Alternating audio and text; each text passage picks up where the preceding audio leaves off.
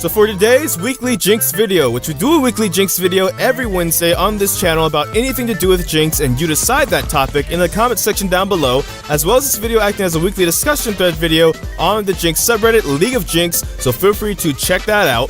And for today's topic, what we're going to be talking about is, because it's the second to last patch of the season, what was your favorite thing, or maybe not favorite thing, about Jinx in Season 7? Was there something in particular that you wish they would have pushed through? Like, for example, the crit zap change?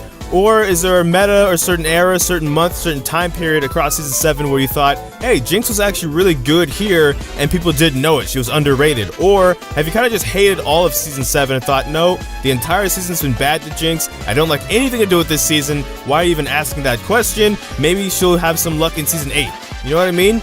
And for me personally, which I kind of already alluded to it, what I liked the best about Jinx in Season 7 was the almost crit zap change. I got to test that on the PvE. I thought it needed some numbers tweaking, and I thought the hitbox might have maybe needed to be shrank a little bit to make it more fair, but I thought that change would have given Jinx something else to use besides auto attacks. Because personally, I think that's one of her problems right now. In a hypercarry meta, and Jinx still not really being seen, at least in professional play, it's because other hypercarries bring something else to the table right now, and Jinx kind of only really brings auto attacks. And what I mean by that is, once you get to the late game, you're probably not relying on Zap or the Flame Chompers, if ever at all. It's probably just Rocket Form, and then if someone's maybe really close, to switch to Minigun to target down a single target damage target.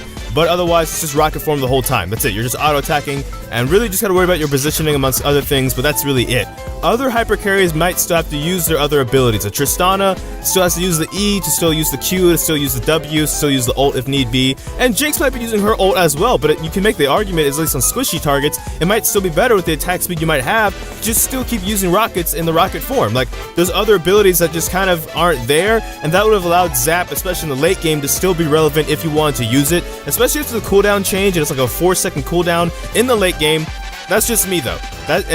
Besides that, I'd also give credit to this hypercarry meta, because even though in professional play she's not seen at all, she's still considered kind of weak. In solo queue, she's fantastic right now in an Ardent Sensor meta. So I think the meta I've liked the best has been this meta, and what I liked the best across Season 7 was the almost crit zap change. So that's what I mean by this video. It's gonna be kind of short, because it's kind of dependent on you more so than me explaining something. But hey, what's been your favorite thing about Jinx in Season 7? Or have you just not liked Season 7 in terms of Jinx and how strong she has or hasn't been? But that's all for this video, so thank you so much for watching it this far if you did.